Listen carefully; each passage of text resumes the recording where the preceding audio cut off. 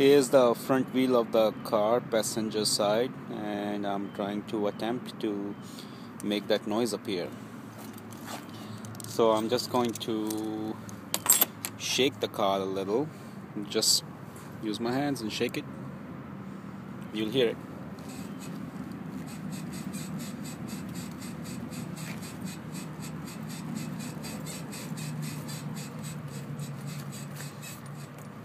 See, I'm continuously shaking and you hear the sound.